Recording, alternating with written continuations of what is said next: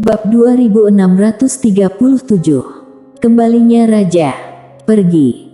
Di tempat tersebut, Mileye masih linglung. Apa yang dia katakan tadi sepertinya tidak berguna. Seolah memikirkan sesuatu, Mileye dengan cepat melihat pedang di tangannya. Pedang itu panjangnya 3 kaki dan lebar 2 jari. Seluruhnya gelap, dengan bilah tipis dan ujung merah tua. Dari penampilan, itu tidak indah. Setelah Mileye melihatnya dengan hati-hati, energi misteri melonjak di tubuhnya. Pedang itu sedikit bergetar. Weng! Teriakan pedang melonjak ke langit dan langsung menuju ke kedalaman langit berbintang. Segera, Mileye sedikit mengernyit, karena dia menemukan bahwa pedang itu tidak memiliki roh. Pedang tanpa roh. Seharusnya tidak. Mileye mempelajarinya lagi, dan akhirnya dia menerima kenyataan itu. Ini benar-benar pedang tanpa roh. Mileye terdiam. Apakah pedang ini ditemukan khusus oleh ayahnya? Dia meragukannya sekarang. Saat ini, tiba-tiba Tetua Jun memberi hormat sedikit. Tuan muda, apakah ada perintah lain? Mileye menarik pikirannya. Dia melihat ke arah Tetua Jun. Dia berpikir sejenak, lalu bertanya, apakah kamu punya uang? Tetua Jun terpana. Mileye buru-buru berkata, pinjam. Ini pinjaman, bukan minta uang. Nanti kamu bisa meminta ayahku untuk reimbus uangmu. Tetua Jun terdiam. Reimbus? Reimbus apa? Siapa yang tidak tahu hubungan tuan muda dengan master pedang? Kalau dia meminjamkannya, apakah master pedang akan mengakuinya? Ketika saatnya tiba, master pedang tidak akan mengakuinya, dan tuan muda akan menolak mengakuinya. Bukankah nadi alam semesta akan hilang? Kesepakatan ini tidak dapat dilakukan.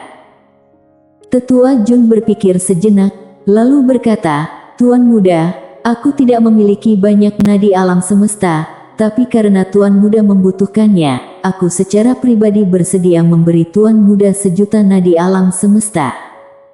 Sambil berbicara, dia buru-buru berkata, ini diberikan untuk tuan muda, tidak perlu dikembalikan.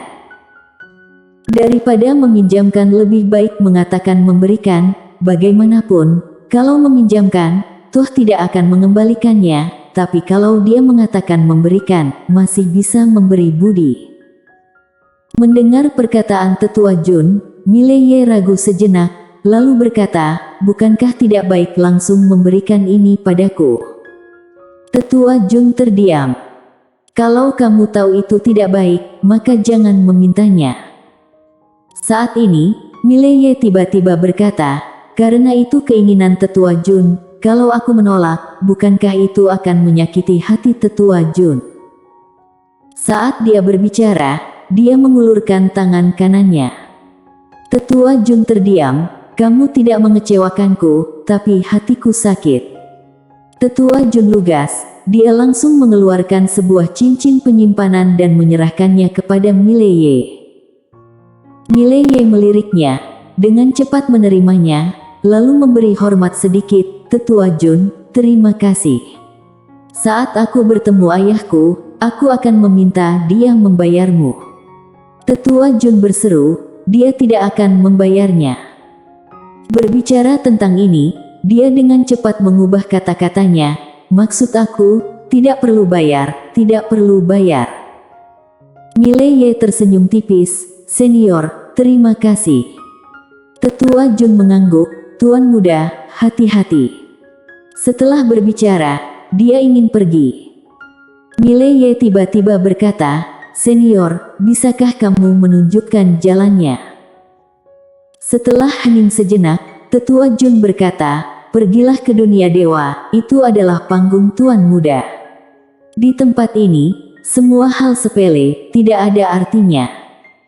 Kemudian, dia mengeluarkan sebuah gulungan dan menyerahkannya kepada Mileye, ini peta berbagai dunia dewa.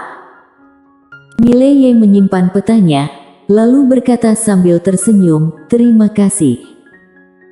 Tetua Jun tersenyum kecil, dan berbisik, ada sekte langit hitam di sana. Tuan muda bisa langsung mewarisi harta keluarga. Tuan muda, sampai ketemu lagi. Saat dia berbicara, dia memberi hormat sedikit, lalu berbalik dan menghilang ke kedalaman langit berbintang. Warisan. Mileye berkedip, tidak perlu dipukuli. Pada saat ini, 20 Master Super yang sangat menakutkan muncul di samping Mileye. Pria misterius di depan memberi sedikit hormat, Tuan muda, kami akan kembali untuk melaporkan misi kami dalam 2 jam.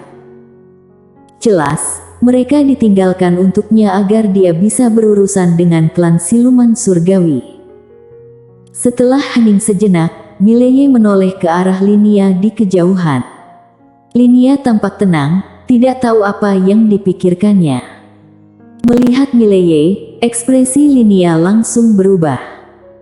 Dia tahu bahwa hidup dan mati klan siluman surgawi bergantung pada pemikiran pemuda di depannya ini.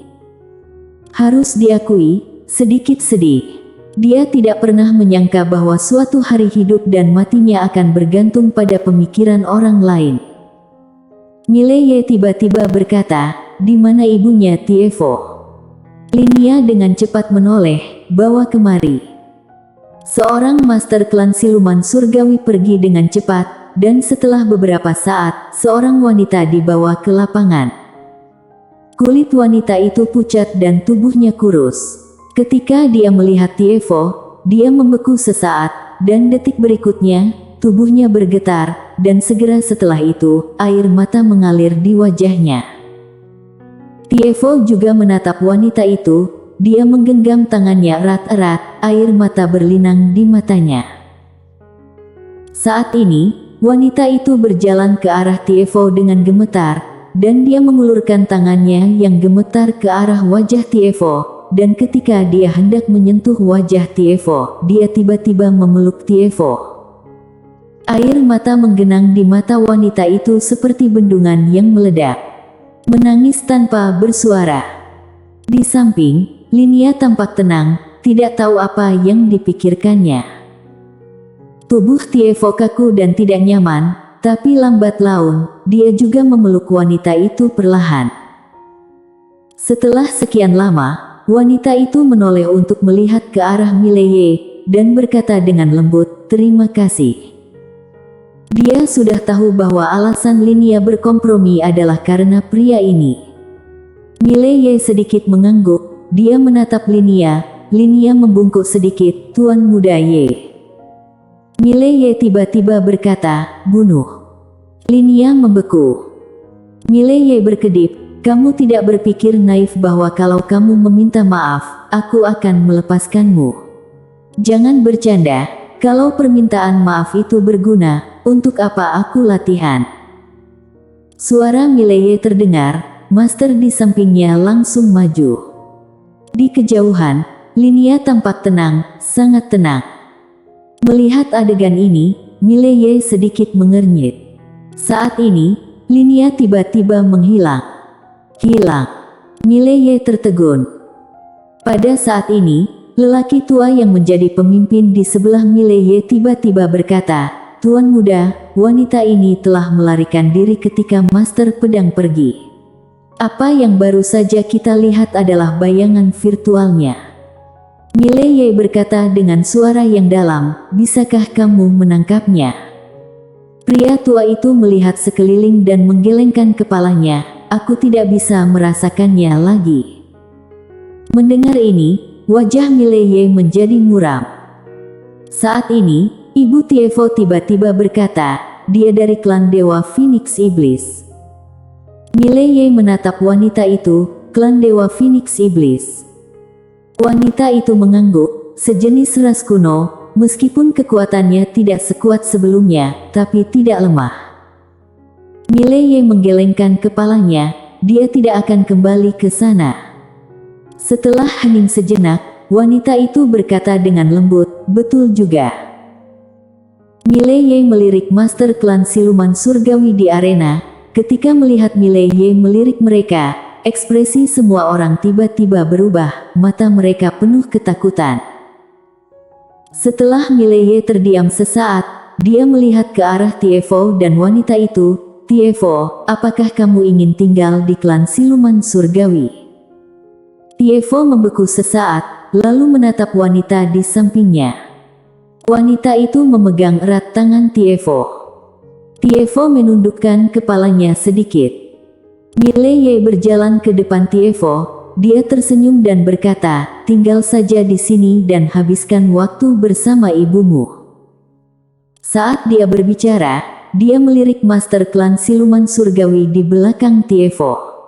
Pada saat ini, Master Klan Siluman Surgawi bergegas maju. Mulai sekarang, Tiefo adalah ketua klan Siluman Surgawi kami. Ketua klan. Di lapangan, Master Klan Siluman Surgawi itu segera bergema. Tak satu pun dari mereka yang bodoh, jadi mereka tentu mengerti bahwa saat ini, kalau tidak ingin Mileye membunuh mereka, maka hanya ada satu cara, yaitu menjadikan Tiefo sebagai ketua klan, maka klan Siluman Surgawi dapat terlepas dari bencana ini. Mileye melirik Master Klan Siluman Surgawi ini dengan dingin. Bagaimana mungkin dia tidak mengerti maksud dari Master Klan Siluman Surgawi ini? Tapi, demi Tiefo, dia tidak mempedulikannya. Lagi pula, tidak bisa membantai semua orang ini, biarkan Tiefo menjadi ketua klan tanpa anggota klan, bukan? Mileye memandangi Tiefo dan berkata sambil tersenyum, saat kamu bebas di masa depan, datanglah ke dunia dewa untuk mencariku. Setelah berbicara, dia berbalik dan pergi. Saat ini, Tiefo tiba-tiba berkata, kakak. Mileye menoleh untuk melihat Tiefo. Tiefo berjalan cepat ke depan Mileye. Dia ragu-ragu, lalu mengeluarkan cincin penyimpanan dan menyerahkannya kepada Mileye. Di dalam cincin penyimpanan ada belasan daging domba panggang. Melihat adegan ini, Mileye terdiam. Kamu bisa memberiku uang. Kenapa memberikan domba? Dia awalnya ingin merampok habis klan Siluman Surgawi. Klan Siluman Surgawi ini hampir membunuhnya. Tentu saja, dia tidak bisa membiarkannya begitu murah, tapi karena Tiefo, dia tidak melakukannya. Simpan saja untuk orang ini. Mileye melihat ke arah cincin penyimpanan di depannya. Dia masih tercengang. Dia menyimpan cincin penyimpanannya, lalu menepuk pundak Tiefo, hati-hati. Setelah berbicara, dia dan Nando berbalik dan pergi. Melihat Mileye bertiga pergi, Tiefo memandang ke langit, matanya berangsur-angsur melamun. Pada saat ini, dia merasa kosong di hatinya. Di sisi lain, di langit berbintang, Mileye memandang Juan bertiga di depannya, dan berkata sambil tersenyum, bagaimana dengan kalian? Setelah hening sejenak, Nando berkata, aku ingin kembali ke klan Si untuk melihat-lihat. Aku sudah lama tidak pulang. Mileye mengangguk, wajar saja. Saat dia mengatakan itu, dia melihat ke arah Juan.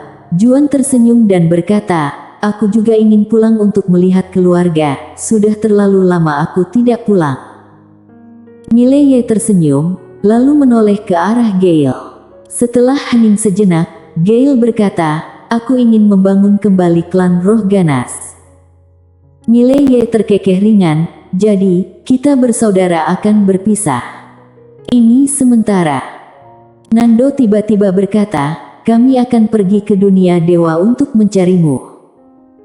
Juan juga berkata, ya, aku harap kamu tidak menjadi lemah saat itu. Mileye tertawa, setelah kalian sampai di dunia dewa, kita bertanding sebentar, bagaimana menurut kalian? Nando tersenyum dan berkata, itulah yang kuinginkan. Mileye mengangguk, ayo pergi. Nando sedikit mengangguk, saudaraku, sampai jumpa nanti. Setelah berbicara, dia berbalik dan menghilang di ujung langit berbintang. Juan terkekeh, lalu berjalan ke Mileye, dan berkata dengan serius, saudara Ye, bisakah kamu meminjamkanku nadi alam semesta? Aku akan mengembalikannya. Aku pasti akan kembalikan. Aku bersumpah dengan karakterku.